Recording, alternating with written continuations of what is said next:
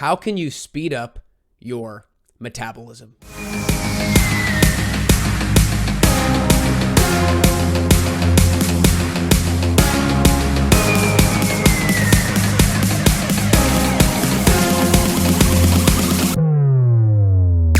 Sam Miller is a certified nutritionist and licensed board-certified health practitioner who wrote a book called Metabolism Made Simple.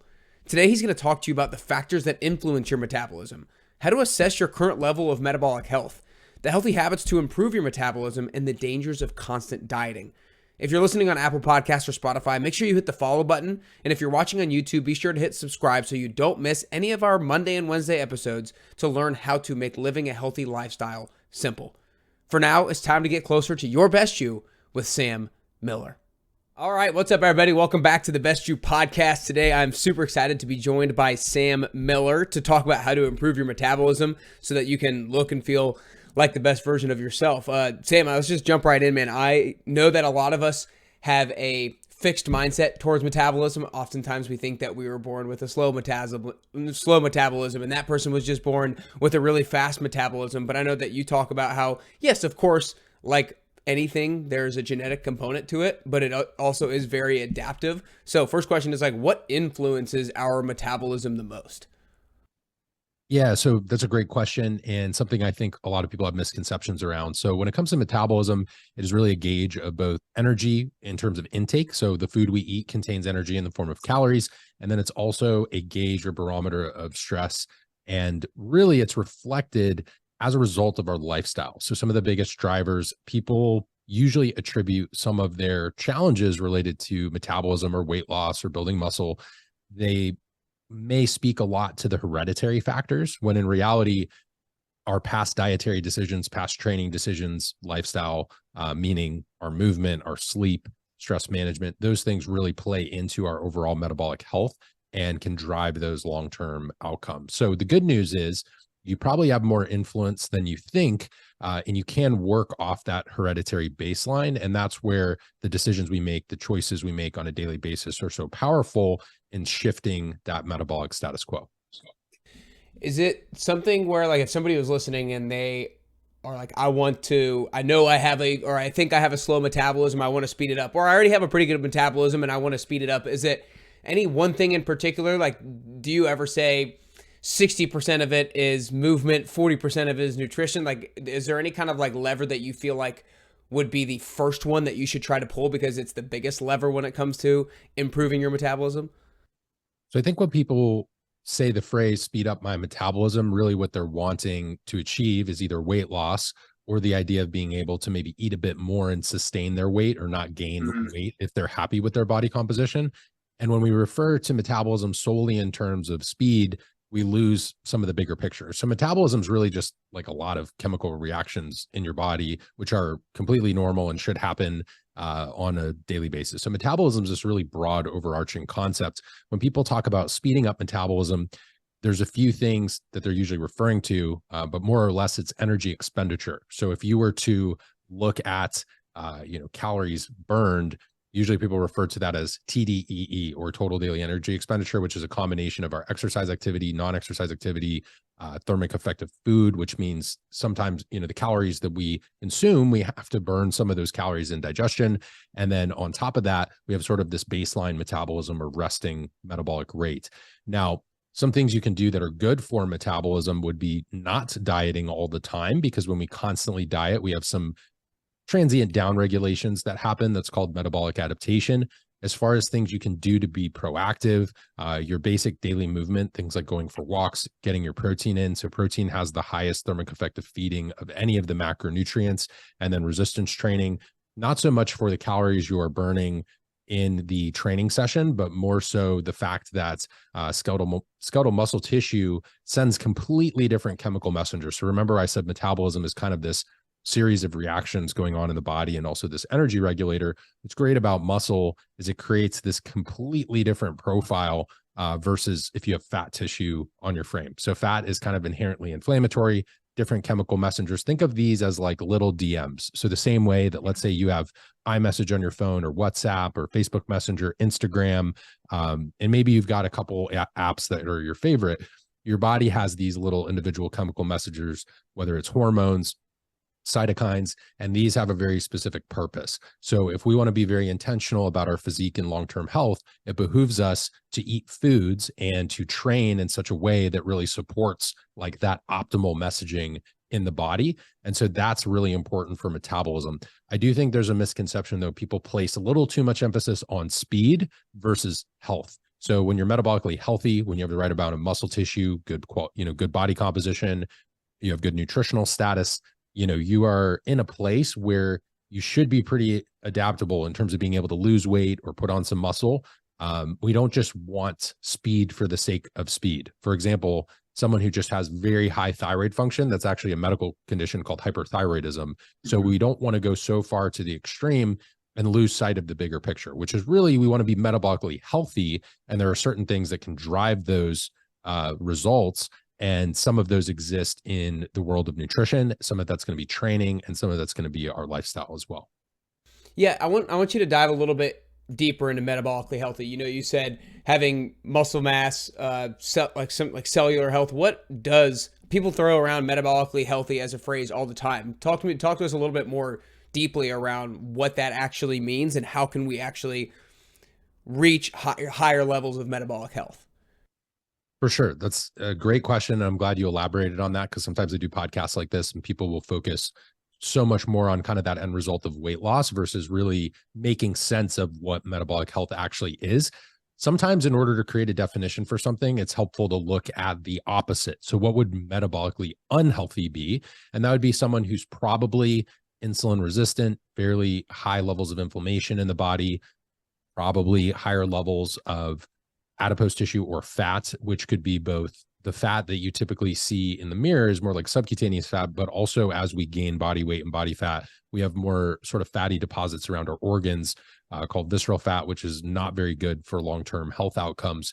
So if we were to be metabolically unhealthy, we'd probably have a relatively inflexible metabolism. We'd probably be fairly insulin resistant, meaning we might see high fasting glucose markers if you were to go to the doctor, high A1C, basically progressing more towards what is metabolic syndrome, which is a number of different criteria. But if you were to have kind of expanded waistline, higher blood pressure, other markers of poor metabolic health, that's essentially moving progressively from a state of insulin resistance to metabolic syndrome. Type 2 diabetes is kind of a peripherally related topic. So when I look at being metabolically unhealthy, I think of someone where there's, a lack of movement.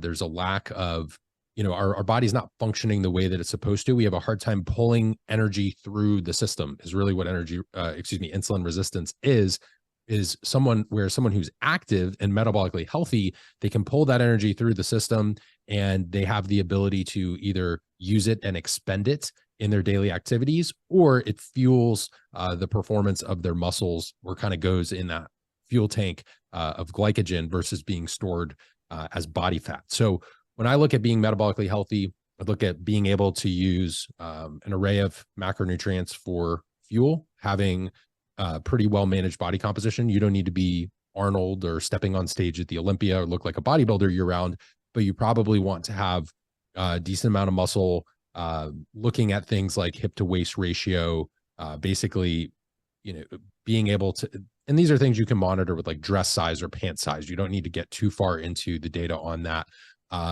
Managing your body composition, I would look at, if we were to get more specific in terms of things like lab markers, probably your fasting insulin, and there's a marker called C-reactive protein that you can get at the doctor's office. That's a great marker of inflammation as well.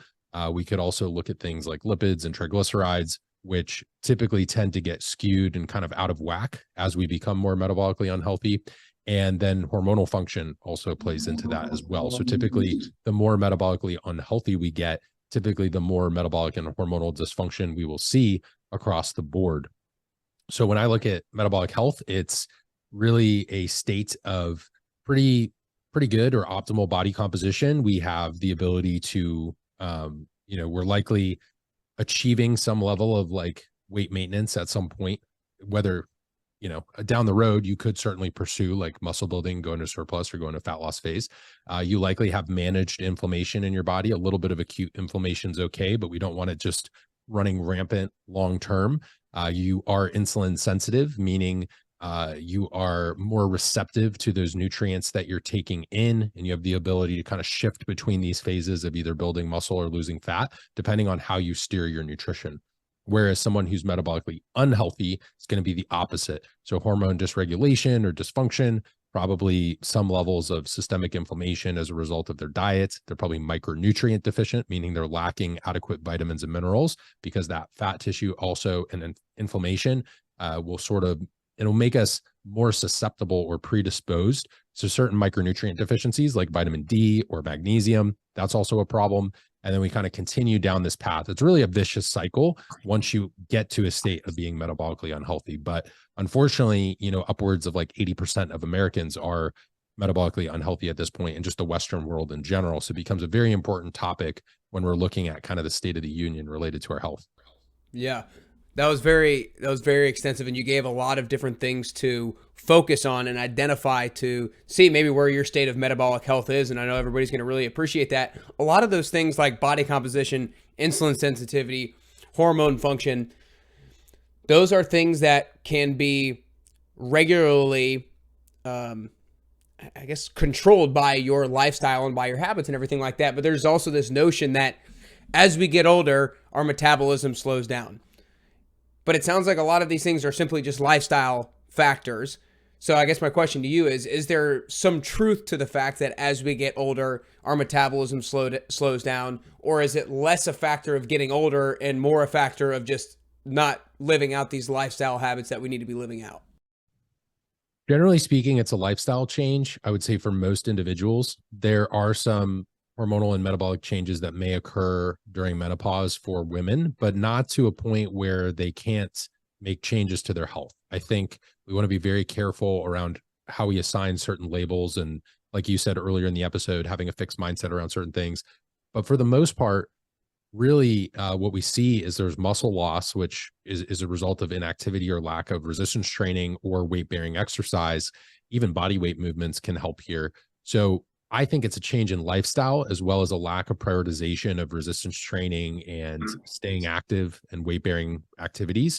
Even, going beyond, I think walking is kind of that fundamental baseline, but I think we could all benefit from resistance training at least 2 days per week for every population, regardless of what your goal is. I think it's just so important for overall human health. So when we look at across the lifespan, what I see happening a lot, especially when I used to work with some older client populations, is let's say you had kids at home, you were running around a soccer practice, you were picking up kids at school, you were playing with them, you were trying to keep up with what was going on in the house. And then you have this change, maybe they go off to college, or you're retired. People have a pretty significant change that may happen in their 50s, it may happen in their 60s, maybe it's it really depends on the person. But I would argue that usually what's happening is there's some sort of lifestyle change that's led to a shift in behaviors, or you've stopped playing a sport or exercising the way that you were, or maybe someone sustains an injury that they don't bounce back from. So when I've actually been able to dive into those cases, more often than not, I'm able to identify something that was a significant shift either in food consumption, energy expenditure, resistance training habits, playing a sport, hobbies, activities, something along those lines, or just their day-to-day life changed as a result of a difference in like their family ecosystem or environment. It's not all of a sudden like, oh, resistance training didn't work for me.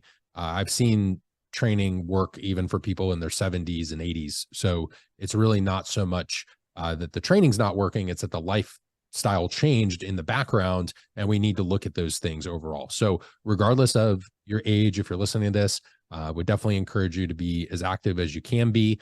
I actually fortunate that I have my 88-year-old dad still in my life, and he still tries to train 2 or 3 days a week.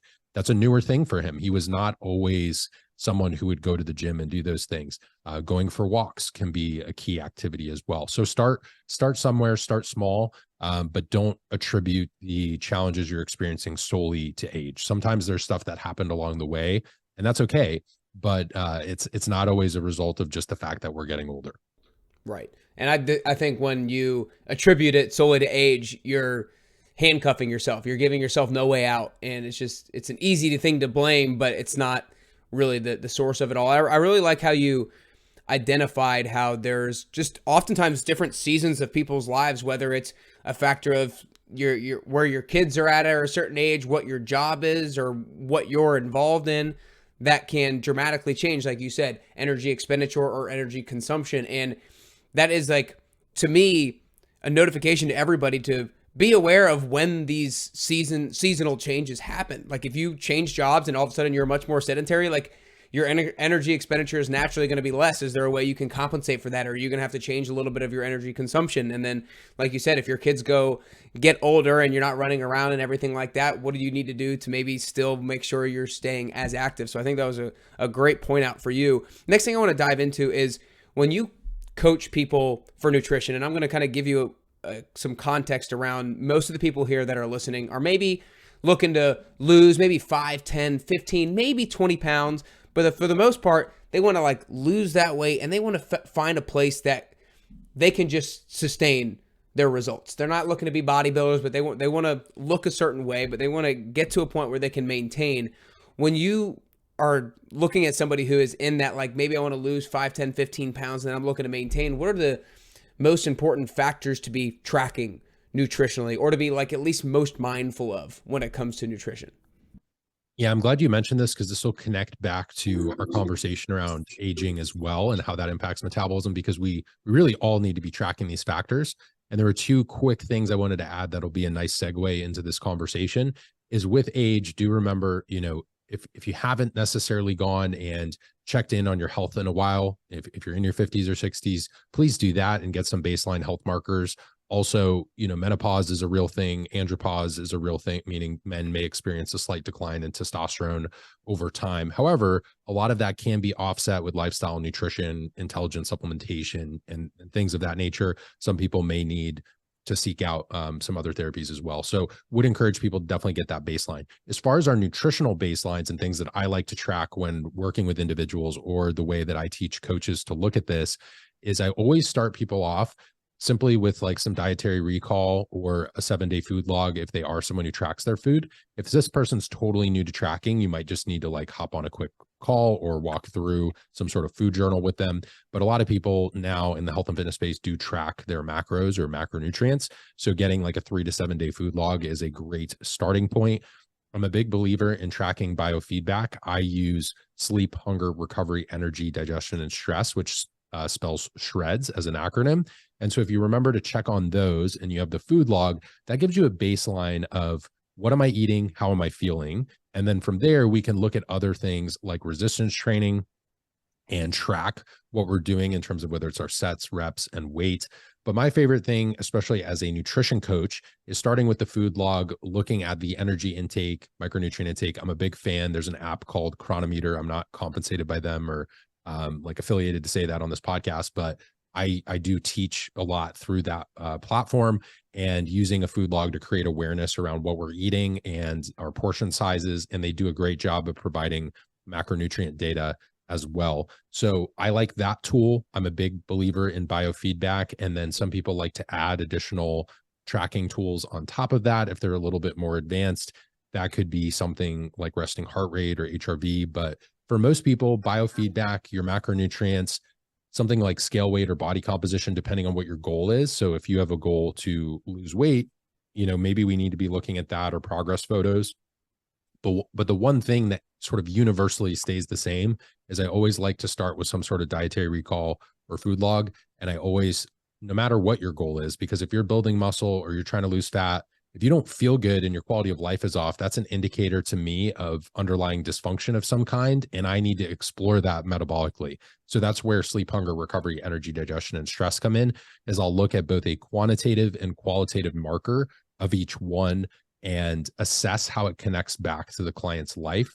So that could be both time in bed, hours of sleep. If someone has an Oura ring, maybe we use that as a tool. For hunger, I'm looking at your ability to regulate your hunger and cravings after a meal and stabilize your blood sugar. If that's continuously dysregulated, that shows me that we either need to change your food sources in a given meal, change the serving size or potentially the ratios of certain macronutrients, maybe more protein, or adjust things. Maybe you need a little more food volume to help with satiety.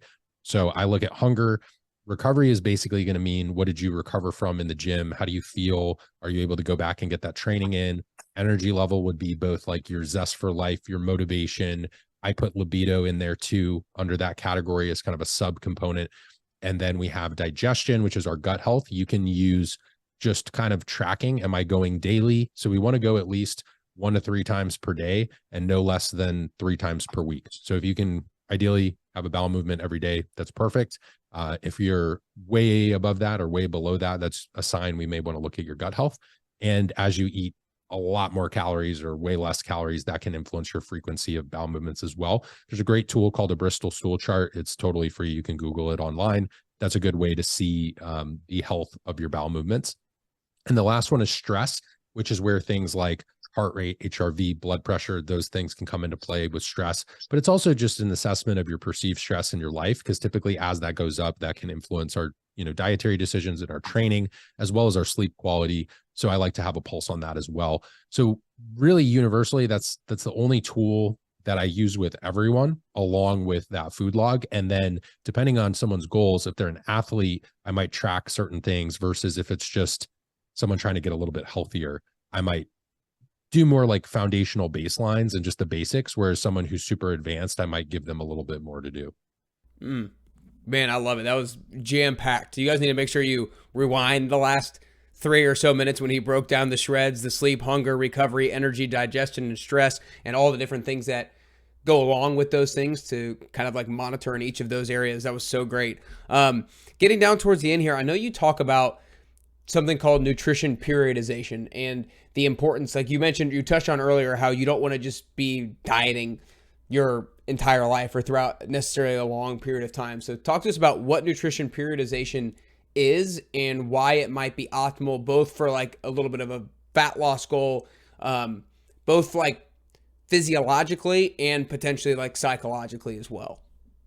Yeah. So the seasonality of nutrition is how I sort of refer to the idea of nutritional periodization. And that first gained traction really more on the exercise science and training side of the industry. So periodization is just a fancy exercise science word for planning. So when we're periodizing, we're basically planning cycles of training over a period of time, is really the layman's explanation of it. With nutrition, we want a similar level of planning and seasonality, but the problem is some people have had the same fat loss goal of losing 10 pounds for like the last 5 years. So seasonality becomes very important. You mentioned seasonality in a person's life, and this doesn't just mean getting older. This could mean, okay, you just had your first child. Maybe you're still young and healthy and you could totally go to the gym and do all sorts of things, but maybe you have some time constraints, right? You mentioned a new job. Maybe you're going for a promotion. There's a certain seasonality that comes with life, just the way that, we're recording this in fall 2023 and the season of the leaves changing and pumpkins and different flavors being marketed, to you when you go to the store is very common. So we need to embrace that same seasonality in our approach. And so what that might mean for you is maybe part of the year you spend focused more on your performance or athleticism, or maybe just maintaining your weight. Maybe you spend part of the year focused on building muscle and really optimizing the work you're doing in the gym. And then maybe part of the year you focus on fat loss, weight loss, or improving that body composition. Because typically, if we're only pushing that one direction, which a lot of people like to do, they like to solely focus on fat loss 12 months of the year, we actually end up making less progress. And we're constantly in this state of restriction and deprivation, versus if we were to say, have 6 months focused on another goal, maybe getting stronger or just feeling good and optimizing our health, and then spending 4 to 6 months on the fat loss phase, we'd probably have a more successful fat loss phase. And it wouldn't be quite as, psychologically draining or demanding, versus feeling like you're pursuing the same goal, spinning your wheels and doing it for 12 months in a row. So the seasons of nutrition is how I describe nutritional periodization. And it's basically just a big word for planning, having some strategy, and understanding kind of your exit strategy or approach from your diet phase, so that you're not constantly like perpetually trying to pursue a calorie deficit. Yeah. And not only, like you said, I think such a huge part of that is the psychological part. You have a if you have the same goal over and over and over again, it starts to not even become a goal. It starts to just become kind of this wish that I will continue to have as a goal, but I'll probably never get there. Every time you can kind of like break it up psychologically, you get a renewed sense of energy anytime you're starting something that's slightly different. So I love how you talked about maybe focusing on fat loss, sometimes maybe focusing on performance, focusing on muscle building. Maybe you have a season where you want to become a better runner, so you focus on that. So like there's different ways that you can break it up to keep things fresh, both psychologically and physiologically. So that was great. Second to last question, if you as somebody who is a specialist and expert in metabolism, for you, what are some things that you try to personally get in like every single day or every single week as habits to ensure that your metabolic health is optimal? Yeah, so I'm going to start actually outside the gym in the kitchen, just because I think a lot of people probably, not that that's not correct. I certainly agree that you should get your training in and prioritize your nutrition, and we'll talk a little bit about that. But I think people forget how important it is to do basic lifestyle practices, like, getting a certain amount of sleep or going for a walk outside. So I'm fortunate that I do have animals in my home, so it requires me to go outside to let them outside. So typically every morning I try to get outside. This is important for your circadian rhythm or diurnal rhythm. It's basically your biological clock. So getting a little bit of that morning sun exposure, very important. And I think it's becoming more popular, fortunately, just due to I think people are finally realizing like being on technology all the time, being on social media, looking at computer screens, maybe isn't the best thing for us. So it has certainly risen in popularity. Sleep is very important for that insulin sensitivity aspect we talked about, modulating inflammation, recovering from your training sessions. So I think most people could benefit. Very rarely have I had clients who are oversleeping or like they're doing too much recovery. Usually it's the other way around. In terms of nutrition, I prioritize protein, which is probably an answer that you guys hear a lot on this podcast. So I'll give you something a little bit different, which is, in your quest for improving your body composition and getting leaner or stronger, don't forget your micronutrients, so your vitamins and minerals. And I'm not just saying, this isn't me saying eat your vegetables. This could be fruits. This could be consuming protein sources, that's not just protein powder, having something that has B vitamins and zinc and heme iron and different nutrients that are going to be beneficial, or even other lean protein sources may have selenium, which is an important micronutrient for thyroid health. So we really want to look at those micros and protein. And then my last one is, obviously resistance training is a pillar for me. But my other, I think, key from a movement perspective is I get a lot of like non-exercise movement, whether that's walking or just kind of getting up and moving around, and whether it's doing chores. Like I just generally try to stay somewhat in motion or active, which I think is underrated. So combining, your pillars of walking and resistance training for your movement, nutrition, prioritize protein and micronutrition, alongside hydration. And then in your lifestyle, I think making sure that you're able to get adequate sleep, manage your stress, and get outside in the morning. That's a really great recipe for, improving your metabolic health and likely have a better shot at achieving your goals in the process. That was great. That was great. I appreciate all that breakdown. That was very thorough. Well, before I ask the last question, Sam, I just want to acknowledge you, man. Like your level of expertise and knowledge and your ability to simplify it and communicate it in a way for everybody to be able to digest, and not just digest, but then be able to implement it so they can improve their metabolic health is next level. And I know that everybody who consumes your content and listens to you really appreciates the ability for you to do the research and you to communicate it simply so that they can implement it themselves. Yeah, thank you, man. I really appreciate that compliment. It's always been a goal of mine to be able to translate some of those complex concepts to where people could actually use it for like legitimate information and create traction in their transformation, whether it's to lose body fat, build muscle, get a little bit healthier. I dealt with a time before a lot of these podcasts exist. There's a lot of misinformation out there. It wasn't always applied appropriately to me and what my goals were. So I just try to like create clarity for people. And so it's an amazing compliment and something that I really appreciate when you share something like that. So that's certainly a goal of mine. And I'm glad I was able to share that with your audience today. Of course, man. Of course. Well, you guys need to make sure, I know you learned a lot today. You need to make sure that, one, you go get his book, Metabolism Made Simple. We'll have a link to it in the show notes. You need to follow him on Instagram at Sam Miller Science. He also has an Instagram account called Metabolism School. And then he has his website, sammillerscience.com as well. A lot of great information for you guys to be able to learn a little bit yourself and then follow up on a lot of the things that he mentioned today to be able to implement into your life as well. Any other good place that people should go learn more about you? The website's great, sammillerscience.com. And then I'm Sam Miller Science on just about every major platform. So really appreciate you including that. And I probably spend the most time between Instagram and doing podcasts and stuff like this as well. If there are any health and fitness coaches out there, definitely starting with the book is fantastic, Metabolism Made Simple. And then we have a program, our nutrition and metabolism specialization, which is at metabolismschool.com. Beautiful. Beautiful. Awesome, man. Well, last question is a hypothetical question. If you were only able to do 3 healthy habits for the rest of your life, for whatever reason, you were not able to do everything that you wanted to do, but you're like, I can choose these three healthy habits to do the rest of my life, then what are those 3 healthy habits that you would choose? It's a great question.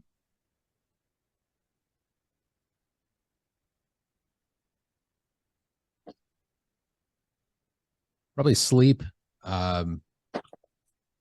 It's a toss up. So it's definitely gonna be sleep. And then I think resistance training is big, but I am such a proponent of walking. So it's like a tie between walking and protein intake. But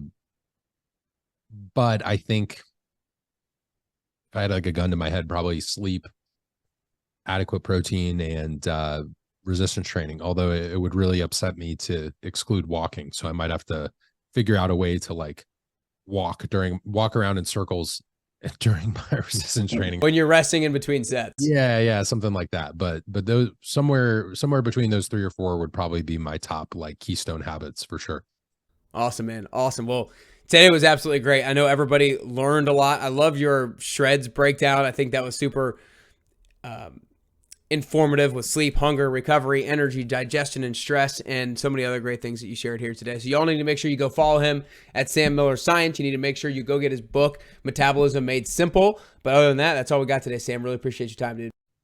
Thank you, Nick. I appreciate it. That episode was jam-packed with education and also things to start being more aware of to improve your metabolism.